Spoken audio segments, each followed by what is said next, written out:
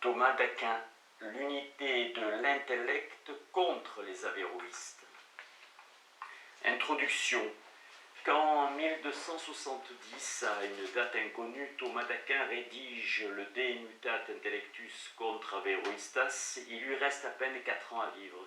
Il mourra à Fossanova le 7 mars 1274. Et 3 ans à travailler malade, il cessera d'écrire dès décembre 1273. Œuvre de la maturité, le De Mutat n'est pourtant pas son chant du cygne. Plusieurs textes, disputes ou commentaires viendront encore après lui. C'est une œuvre de combat qui engage une bataille dont le Moyen-Âge lui-même ne verra pas la fin. La lutte contre l'avéroïsme. L'année 1270 est une année de crise qui ouvre une décennie de crise politique, intellectuelle et institutionnelle. Le 11 juillet, le roi Louis IX lance la 8e croisade. Il meurt un mois plus tard sous les murs de Tunis, avec son brûlot anti-avéroïste. Thomas lance la sienne. Il sera plus heureux. Il est vrai qu'il n'est pas seul. Depuis 3 ans, Bonaventure tonne contre les philosophes de la faculté des arts.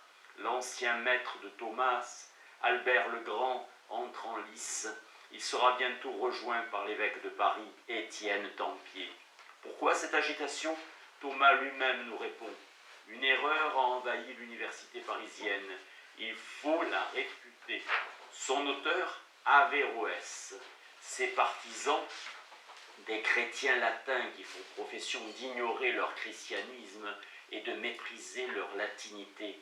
En un mot, les avéroïstes. Quelle erreur! L'unité de l'intellect et l'affirmation fascinante mais paradoxale que l'homme ne pense pas. D'un mot, le monopsychisme. 2 mots que l'histoire a imposés. Thomas lance le premier, Leibniz forgera l'autre. On tente ici de les expliquer. En stigmatisant les partisans d'Averroès, en écrivant contre eux tout un traité, Thomas prolonge 2 initiatives. La première a été prise en 1267 par Bonaventure, qui dans ses Collationes de Decem Praeceptis a solennellement mis en garde les étudiants et les maîtres ars parisiens contre les erreurs des philosophes. La seconde a été prise par lui depuis longtemps déjà, c'est la critique de la théorie de l'intellect, formulée par Averroès dans son grand commentaire du livre de l'âme. Nous reviendrons plus loin sur les étapes du combat anti-avéroïste de Thomas. Considérons d'abord ses contemporains. L'attaque de Bonaventure contre les philosophes porte explicitement sur 2 erreurs qui pour des siècles vont personnifier l'avéroïsme. La première est l'affirmation de l'éternité du monde. La deuxième, la position de l'unité de l'intellect. Pourtant, Averroès n'est pas nommé. Le ton n'en est pas moins vif. Un vrai péril est là. Sermon universitaire prononcé devant les maîtres, les licenciés, les bacheliers, les élèves inscrits à la faculté. Les collationes sont des conférences de carême, prêchées chaque dimanche après-midi du 6 mars au 17 avril. C'est dans la 2e conférence, 13 mars 1267, que l'unité de l'intellect est dénoncée. De la présomption téméraire de l'investigation philosophique procèdent les erreurs des philosophes, comme de poser que le monde est éternel et qu'il y a un seul intellect en tous les hommes. Poser le monde éternel, c'est pervertir toute la Sainte Écriture et revient à dire que le Fils de Dieu ne s'est pas incarné.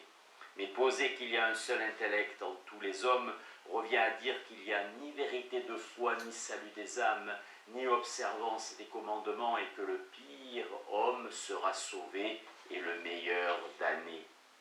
Propos et diagnostics de théologiens, de cœur et d'institutions destinés au fond à des théologiens, le discours de Bonaventure ne vise ni l'explication ni la réfutation. La seule cause de l'erreur publiquement attaquée est la présomption téméraire de l'investigation philosophique. L'unité de l'intellect n'est pas la thèse forgée d'un philosophe singulier, ce n'est pas une erreur individuelle ni une mauvaise philosophie, c'est le fruit de la présomption qui travaille tout discours philosophique. Il n'y a pas à mieux faire, mais à faire autre chose. Erreur de philosophe, la thèse de l'unité de l'intellect n'est pas encore avéroïste. Le fait est notable. En 1267, Averroès n'est pour Bonaventure qu'un philosophe parmi d'autres. Ses erreurs ne sont pas ses erreurs, elles engagent toute la profession. Est-ce à dire que l'auteur des conférences sur les 10 commandements ignore que le principal fauteur de monopsychisme est Averroès? Non. Dès son commentaire des sentences, Bonaventure a pris la mesure exacte de la doctrine averroïste de l'intellect. Toutefois, le personnage théorique d'Averroès ne s'intéresse pas comme tel, ne l'intéresse pas comme tel, mais comme représentant de la philosophie. Dans les conférences sur les 6 jours de la création prononcées entre le 9 avril et le 28 mai 1273, la tendance se confirme. L'unité de l'intellect est attribuée à Aristote dans l'interprétation d'Averroès. C'est donc une lecture erronée d'Aristote dont on peut se demander si Aristote lui-même n'est pas responsable. La thèse en effet prend place dans un ensemble commandé par l'admission préalable de l'éternité du monde. Thèse aristotélicienne par excellence. Le monopsychisme n'en est qu'une conséquence parmi d'autres. La dernière venue apparemment après l'admission de l'existence d'un nombre infini d'âmes, l'affirmation de la corruptibilité de l'âme et celle de la métamsomatose. Il s'ensuit une autre cécité, celle de l'unité de l'intellect, car si on pose que le monde est éternel, on aboutit nécessairement à l'une de ses conséquences. Soit il y a une infinité d'âmes, puisqu'il y a une infinité d'hommes, soit l'âme est corruptible, soit il y a transmigration des corps en corps, soit il y a un seul intellectuel en tous, un seul intellect en tous, ce qui est l'erreur attribuée à Aristote selon l'interprétation du commentateur. Bonaventure serait-il devenu plus philosophe? Le plus vraisemblable est qu'il a lu De Unitate Intellectus. Bonaventure attribue à nouveau à Aristote les 2 erreurs incriminées dans la conférence 6, mais il cherche à l'en excuser. Au sujet de l'unité de l'intellect, on pourrait dire qu'il a pensé qu'il y a un seul intellect en raison de la lumière influente, non en lui-même, parce que l'intellect est dénombré selon le sujet. Mais il le faut dans la masse d'années des philosophes, et s'il met en garde les maîtres et les étudiants, ce n'est pas contre l'avéroïsme, c'est d'abord contre la philosophie. Pas de philosophe à l'université. Celui qui conçoit de telles fictions, qui les soutient, qui les reproduit ou renchérit sur elles, erre très gravement parce qu'il agit contre la 2e parole du commandement. C'est pourquoi tant l'auteur que le défenseur et l'imitateur sont tous interdits ici. Un cadrage est donné que confirment un an plus tard les conférences sur les 7 dons du Saint-Esprit. On la retrouvera en partie en 1270 dans l'intervention d'Étienne Tempier. Entre les deux, toute une réaction franciscaine contre la philosophie enseignée à la faculté des arts aura joué à plein, alimenté par plusieurs maîtres de l'ordre des mineurs, de Bonaventure lui-même à Guillaume de Baglione. Malgré l'intervention de Bonaventure, la crise philosophique s'installe à Paris. Les avéroïstes y jouent un rôle, on y reviendra. Sur ce point, le meilleur témoin de l'évolution des esprits est Albert le Grand. Vers 1256, Albert, un des lecteurs les plus assidus d'Averroès, Albert qui dans sa paraphrase du De Anima ne craint pas d'écrire ici qu'il s'accorde en tout avec Averroès, là qu'il aime beaucoup la manière dont Averroès résout le problème de Théophraste, rédige à la demande du pape Alexandre IV, 1254-1261, une grande dispute contre la théorie de l'unité de l'intellect qu'il lit en curie pontificale à Rome ou à Anagni, puis met en forme en 1263. Il reprendra ce texte quasi inchangé dans la seconde partie de la Somme de théologie dite de Cologne entre 1270 et 1280, publié aujourd'hui sous le titre De Unitate Intellectus, la Dispute d'Anagni, a longtemps été considéré comme spécialement dirigé contre les avéroïstes. Rien pourtant dans la tradition manuscrite n'impose absolument cette lecture. Si l'on considère en effet les témoins du XIIIe siècle, on constate qu'un seul renvoie à l'avéroïsme, le texte de l'Incipit. Ici commence le livre sur la diversité des âmes après la mort, une fois les corps décomposés, contre les avéroïstes qui affirment qu'il n'y a qu'une âme en tous les hommes. En outre, si le livre est dirigé contre l'unité de l'intellect, un thème traditionnellement et à tort associé au seul Averroès, aucune des trois parties qui le composent ne prend l'avéroïsme comme argument central. Dans le De Unitate d'Albert, la question de l'unité de l'intellect est abordée sur le terrain général de la théologie philosophique. Contrairement à Thomas qui pose le problème au niveau épistémologique, il s'agit en effet pour lui d'expliquer contre Averroès la pluralité numérique des actes de connaissance et de pensée. Albert traite d'un problème eschatologique commun à la philosophie tardo-antique néo-platonicienne et aux trois religions du livre. Que restera-t-il des âmes humaines après la mort? C'est-à-dire après la mort de tous les hommes. Un problème qui n'a pas de sens du point de vue aristotélo-avéroïste, qui considère les espèces et le monde comme éternels. La réponse d'Averroès est censée être qu'il ne sera rien en dehors de l'intellect possible, qui n'est ni de l'homme, ni à l'homme. Dans le De Unitate d'Albert, le monopsychisme est une thèse d'anthropologie philosophique portant sur la destinée de l'homme, le sens de son existence, la possibilité d'une immortalité personnelle, donc d'une rétribution des mérites et des fautes, la peine et la gloire. Non une hypothèse noétique destinée à résoudre un problème de théorie de la connaissance. La problématique d'Albert est donc plus proche de Bonaventure que de Thomas. La première partie présente 30 objectiones ou rationes, appelées viae, voies, c'est-à-dire méthode, en faveur de l'unité de l'intellect. La deuxième partie propose 36 rationes in contrarium, c'est-à-dire 36 arguments autonomes en faveur de la thèse opposée. La troisième comprend une solutio, l'énoncé de la thèse personnelle d'Albert, suivie d'une responsio ab objectiones, une réplique détaillée aux 30 rationes de la première partie. Dans ce vaste dispositif, Averroès ne joue pas un rôle central. Il coudoie les autres péripatéticiens et d'une manière générale les philosophes arabes. Omnes arabes, qui ont été les premiers inventeurs de cette erreur. Un mort nommé Abou Barer, un philosophe mort nommé Abou Barer, mais connu aussi sous le nom d'Ali. Ali Abou Barer, Al-Farabi, Avicebron dans le livre intitulé « La matière et la forme ou la source de vie ». En vain péché dans la lettre qu'il a appelée la prolongation de l'intellect en l'homme. Le rôle, somme toute mineur, joué ici par Averroès, nommé 3 fois, s'explique aisément, Albert passant en revue les arguments mis au service de la théorie de l'unité de l'intellect. Il ne discute pas une doctrine particulière. Certains auteurs d'arguments ne sont d'ailleurs pas toujours partisans de la théorie qu'ils viennent d'instrumenter. C'est le cas par exemple de l'argument fondé sur la notion farabienne d'intellect acquis, intellectus adeptus, dont Albert, qui y recourt lui-même abondamment, s'empresse de noter.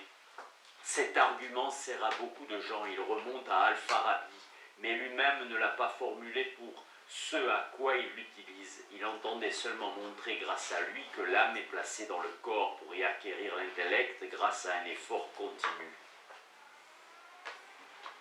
La doctrine farabienne de l'acquisition de l'intellect est d'ailleurs la doctrine même d'Albert, celle qu'il expose dans les mêmes termes, mais avec plus de détails dans De Intellectu et Intelligibili. Elle fonde une reformulation éthique de la philosophie qui culmine dans un état que le De Intellectu Intelligibili ne craint pas de caractériser avec Aristote comme divin. Intellectus divinus. On peut en résumer ainsi les thèmes essentiels. L'intellect acquis désigne l'état de l'âme humaine jointe à l'intellect agent séparé, l'état de jonction ou vie théorétique est l'état que les philosophes définissent comme le but suprême de l'existence humaine, l'espérance philosophale. Et l'autre vie, selon Al-Farabi, cette forme de vie s'acquiert Elle est l'objet d'un travail et suppose une progression, une marche vers la prolongation de l'intellect en l'âme. Son contenu positif est cela même qu'Aristote définissait comme objet de la théologie philosophique. La contemplation des êtres séparés, son affect caractéristique peut être appelé félicité intellectuelle. Qui sont ces utilisateurs? Les successeurs arabes d'Al-Farabi ou des latins modernes? Les deux sans doute, mais ces latins ne sont pas nécessairement des contemporains. Pourquoi ne pas penser au syncrétisme andalou du XIIe siècle? Et s'ils le sont, ils ne sont pas pour autant des avéroïstes militants. Albert le confirme lui-même à sa manière quand il conclut sa présentation des 30 méthodes de démonstration de l'unité de l'intellect, en soulignant l'importance de son rôle personnel, lui qui a partiellement tiré ses arguments de son propre fond et pour l'autre partie fait la synthèse des textes péripatéticiens. Aurait-il fallu tant lire et tant inventer si des adversaires vivants pouvaient à chaque instant se manifester? C'est pour le moins douteux. En outre, il faut garder à l'esprit que, avant même d'être refondu dans la tardive Summa Theologia de 1270-1280, le texte initial d'Albert a connu au moins deux états, celui de la dispute d'Anani, 1256, et celui du Contraero res Averroes, composé d'après elle en 1263. Le philosophisme, teinté d'arabisme qui tente à s'imposer à Paris dans les années 1260-1265, n'existait certainement pas déjà 5 ou 10 ans plus tôt, fût-ce à l'état embryonnaire.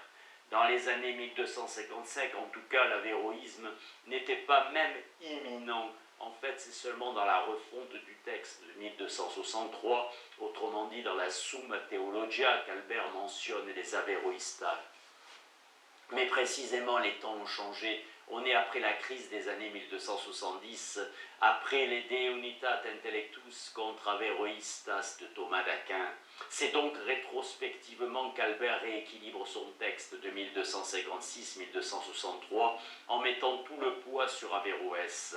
Encore faut-il bien voir que cela ne modifie en rien son contenu. Si Averroès apparaît désormais comme la cible principale, les arguments dénoncés restent les mêmes. Ce sont ceux des philosophes arabes.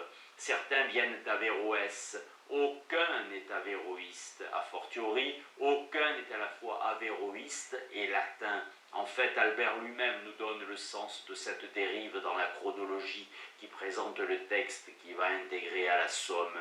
La dispute lue devant Alexandre IV en 1256 à Anagni, où la curie séjourne de mai à novembre 1256, ou à Rome, a donné lieu à un livre qui a circulé dans les années 1260-1265 sous le titre de Contre Averroès. Et ce livre, la Summa, le reprend pour le bien de la théologie.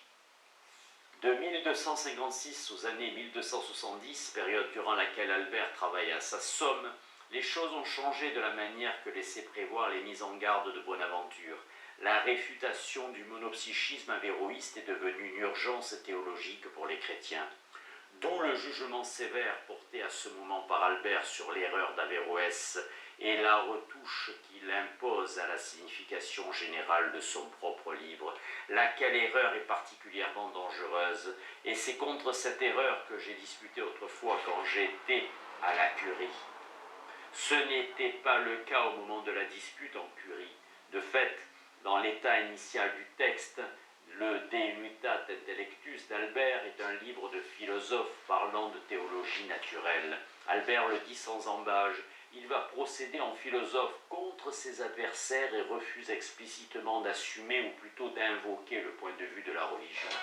Le livre est certes destiné à des contemporains, mais comme le guide des égarés de Maïmonide l'était en son temps, il ne s'agit ni plus ni moins que d'éclairer les étudiants et les maîtres en examinant pour eux les arguments des philosophes anciens ou ceux que l'on pourrait être tenté d'en extrapoler. Livre de philosophe, le De Unitate d'Albert n'est pas pour autant lié au corpus aristotélicien. Plus qu'une petite somme spécialisée sur l'intellect selon Aristote et Averroès, c'est donc le livre d'un artiste discutant les arguments philosophiques employés dans un domaine partagé par l'artiste et par le théologien. Contrairement à ce que sera le De Unitate de Thomas, ce n'est pas avant tout une exégèse du De Anima d'Aristote. Au vrai, l'axe général de la dispute d'Anani n'a que peu à voir avec l'interprétation avéroïste de la théorie aristotélicienne de l'intellect. L'articulation de la problématique est tout autre. La question pendante est eschatologique chez nombre de ceux qui s'adonnent à la philosophie.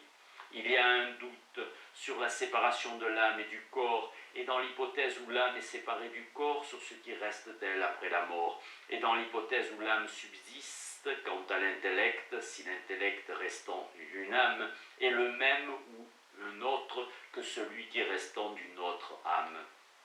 Dès lors, l'ambition du livre est simple, elle est scientifique et pédagogique, faire voir par le raisonnement et le syllogisme ce qu'il faut soutenir et penser au sujet de questions si incertaines, d'où la mise entre parenthèses de la dogmatique religieuse au profit de la méthode de démonstration philosophique. Albert le Grand dans De Unitate Intellectus. Et c'est pourquoi nous laissons entièrement de côté ici tout ce que enseigne notre religion et n'acceptons que ce qui peut recevoir une démonstration par le syllogisme. Disputant en curie non contre un adversaire vivant, mais sur le fond, ad rem, Albert ne pose pas au philosophe contre le théologien, mais neutralisant les dicta legis, c'est-à-dire les énoncés donnés par la loi. Il adopte le point de vue du démonstrator, du scientifique aristotélicien, c'est-à-dire celui des énoncés établis par le raisonnement. Albert ne choisit donc pas entre religion et philosophie, il choisit la science. Au vrai, la problématique du De Unitate est commune à la philosophie et aux trois religions du livre. Un Avicenne, un Ghazali ont autant à y faire qu'un artiste ou un théologien parisien. Dans les années 1255, le problème de l'unité de l'intellect ne divise donc pas la communauté intellectuelle chrétienne. Il la rassemble face à un problème où butent à la fois toutes les philosophies et toutes les théologies. En 1270, tout se présente autrement. Albert, mais aussi bien Thomas, doivent compter avec une formidable nouveauté, l'apparition à l'université d'un conflit des facultés opposant de façon chronique artistes et théologiens et alimenté depuis 1265 environ par une véritable littérature de propagande philosophique.